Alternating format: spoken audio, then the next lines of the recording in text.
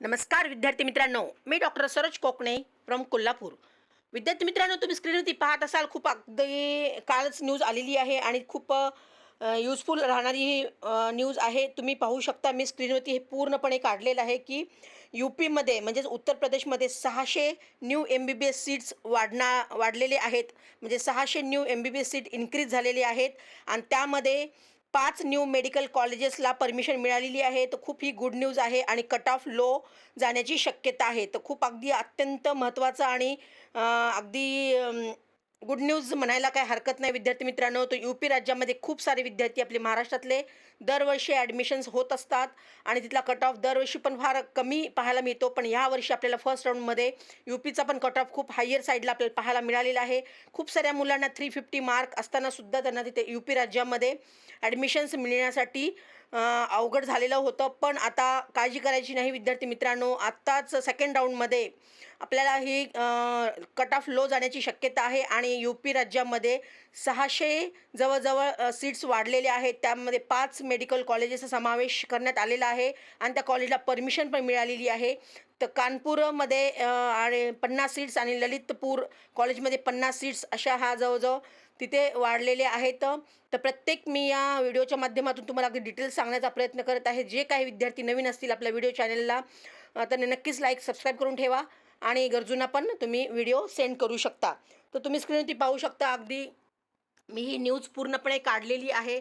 Indian express न्यूजमधून हे काढलेली आहे. तुम्ही पाहू शकता, हे सेंट्रल 600 सीट्स आलेले आहेत आणि हे आदित्य जे तिथले चीफ मिनिस्टर आहेत, योगी आदित्यनाथ, त्या सरांनी ही परमिशन दिलेली आहे. न्यूजमध्ये पण त्यांनी सांगितलं आहे की अगदी union health minister JP Nadda which the principal of the colleges field as appear with the national medical commission म्हणजे NMCनी ही परमिशन दिलेली आहे. पाहू शकता, हे एक्सप्रेस न्यूज आहे. 11 तारखेला म्हणजे कालच ही दुपारी न्यूज आलेली आहे.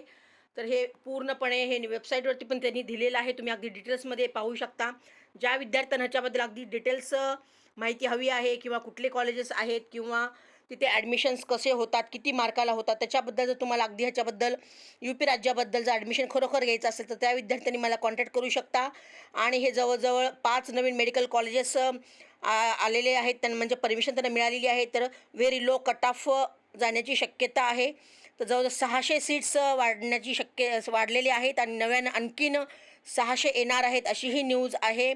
तर ही तुम्हाला मी अगदी पुढच्या व्हिडिओमध्ये मी सांगणार आहे. तर जवळजवळ सध्या तिथे UP राज्यामध्ये गव्हर्नमेंट सीट्स टोटल 11,200 सीट्स होत्या. त्यामध्ये 5,150 सीट्स आहे गव्हर्नमेंट मेडिकल कॉलेजला देण्यात आलेल्या आहेत आणि प्रायव्हेटला आहेत ते 6,050. हे असे जवळजवळ 11,200 मेडिकल कॉलेजेसमध्ये सीट्स अवेलेबल, हे सॉरी 11,200 हे सीट्स म्हणजे टोटल गव्हर्नमेंट आणि प्रायव्हेट मिळून सीट्स झालेले आहेत.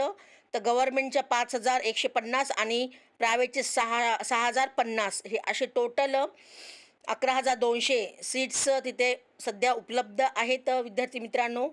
तर हे अगदी खूप आनंदाची गुड न्यूज आहे. तर तिथे तुम्हाला जवळजवळ आणखीन नव्यानं कॉलेजेस येणारच आहेत. त्या हिशोबाने मी तुम्हाला नक्की या व्हिडिओच्या माध्यमातून सांगणारच आहे.